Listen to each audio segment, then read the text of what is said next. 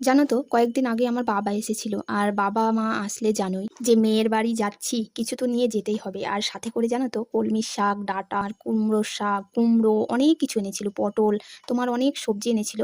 এইটা যতটা পাওয়া যাবে ততটা নেব। আর দেখি কি কি দেওয়া যায়।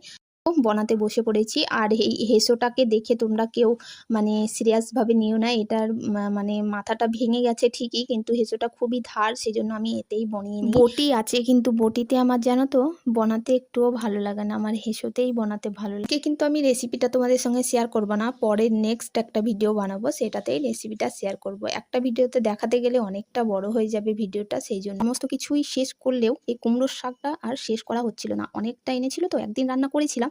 আর আজকে ফ্রিজ খুলে দেখি কুমড়ো শাকের পাতাগুলো একটু হলুদ হলুদ হয়ে গেছে। সেজন্য ভাবলাম যে নষ্টই হয়ে যাবে, যেহেতু বাবা এনেছে আজকে করে ফেলি। আর অল্প একটু পেয়েছিলাম, আর অর্ধেকটা ফেলা গেছিলো, সেই জন্য একটা বেগুন আর একটা আলু দিচ্ছি, মানে না দিলে না একটুখানি হয়ে যাবে। আর এই শাকটাতে আমি আলু বেগুন তো দেবই, আরও অনেক কিছু দেবো। আর অল্প যেহেতু হয়েছে তাই ভাবলাম আর একটু ডাটা দিয়ে যে, মানে দেখো কুমড়ো শাক অনেকটাই ফেলা গেছে। এই যে 4টে পরিমাণে ডাটা নিয়েছি ছোট ছোট, কারণ এই ডাটাগুলো না খুবই মিষ্টি আর মোটা সাইজে, সেই জন্য 4 ফালি করে আমি কেটে দিয়েছি। আর চলো এর মধ্যে আমি কিন্তু একটা কচুও দেবো, কারণ ভালো লাগবে খেতে। আর মুসুরির ডাল দিয়ে রান্না করব, মানে মুসুরির ডালটাকে আজকে ভিজিয়ে বেটে রান্না করবো না, কারণ আমার হাতে তোমার একটু ব্যথা হয়েছে, মানে মশলা করতে পারছি না, বাটতে পারছি না।